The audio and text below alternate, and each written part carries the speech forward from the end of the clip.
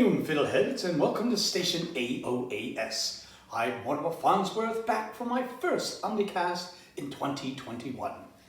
They say history repeats itself, so let's look to the past to see what we can expect in the future. On this day, in days gone by, the following events of note occurred. In 1387, Geoffrey Chaucer's Canterbury Tales characters began their pilgrimage to Canterbury, according to scholars. In 1492, Christopher Columbus signed a contract with the Spanish monarchs to find the Indies, with the stated goal of converting the people to Catholicism. This promised him 10% of all riches found and a governorship of any lands encountered. Perhaps they did not have a flag. In 1521, Martin Luther was excommunicated from the Roman Catholic Church. In 1629, horses were imported into the colonies in the by the Massachusetts Bay Colony. In 1704, John Campbell published what would eventually become the first successful American newspaper. It was known as the Boston News Letter.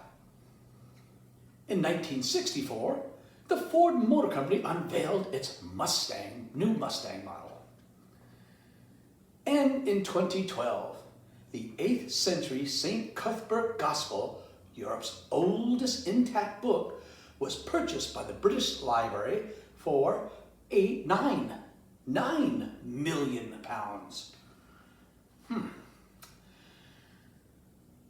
From the ever-entertaining dumb crime annals, police in Ossining, New York, were called to a mini-mart where they found Blake Leak, 23, trying to break in. They chased Leak through the streets until both cops took a fall. Seizing the opportunity, Leak sought refuge on the grounds of a large building.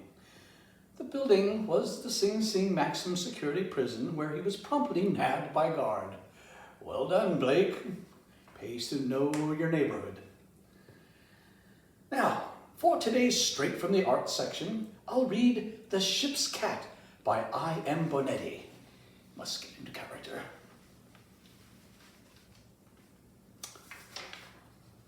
Hunger gnawed at the girl crouched under the Mazatlan docks. It had been 2 days since she had ate last scraps of food she stole from an inattentive guard. At least it rained yesterday and her pot was still half full of water. Life was easier before when she was an apprentice. Her master used magic to stretch a morsel into a meal, an effect she wished he had time to teach her. But the captain of the guard executed him 6 months ago for a minor infraction, and now she was on her own. Above, standing on the dock, one of the harbor guards shouted, "Ships! A ship! Sails! A ship!" Footsteps stunk along the waterfront as guards rushed about, and several small boats left the dock to intercept the visitor. The new arrival was massive, with sails stacked upon sails, and a hull 5 times longer than an ordinary merchant vessel. In the late afternoon, the strange ship sailed in majestically, the harbor patrol boats dwarfed by its size. From her position under the docks, the girl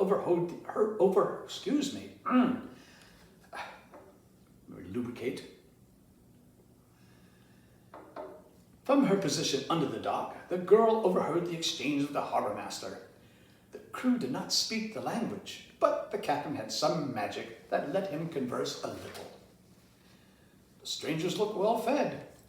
When she caught a sniff of what the galley was preparing, her mouth watered and the dull ache on her belly sharpened.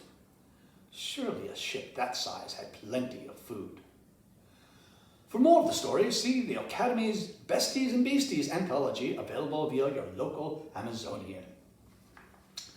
In event news, ever wish you could visit with a tea room owner instead of being served by one? If so, grab a seat at the Tea and the Owners Get-Together hosted by Plottin Tea Travelers Society. Not only will you get to sit and sip with the host venue owner, Cheryl of Paris in a Cup, but you will also get to know Rosa of the Four Seasons Tea Rooms, and Kristen and Megan from McKenna's Tea Cottage. Sort of like the three tenors, but four, and tea, and no opera. There's still time to share your thoughts on what makes life magical by submitting a poem, blurb, short story, or a recipe to La Vie Serie, magazine's upcoming magic issue. If all goes well, contact info will be included in the description box below this video. Hope it's there. Another publishing news, Akron's Away, novelette number 10 in Pete Drake's Omni tale is now available. If you are behind on the story, not to worry. Links to the previous installments are posted on the campus bookstore tab of the Ocademy's website. And now for the upcoming week's observation you won't want to miss. Bat Appreciation Day. Now, is that the baseball or the mammal? Husband's Appreciation Day. It seems to me that should be every day. International Haiku Poetry Day. Cheese Ball Day. The food or acting like one. Record Store Day. Our staff writers say, we'll never forget you, Tower Records. World Circus Day. Juggler's Day. Well, appropriate they should be on the same day. Pet Owners Independence Day. Perhaps not if you own a cat.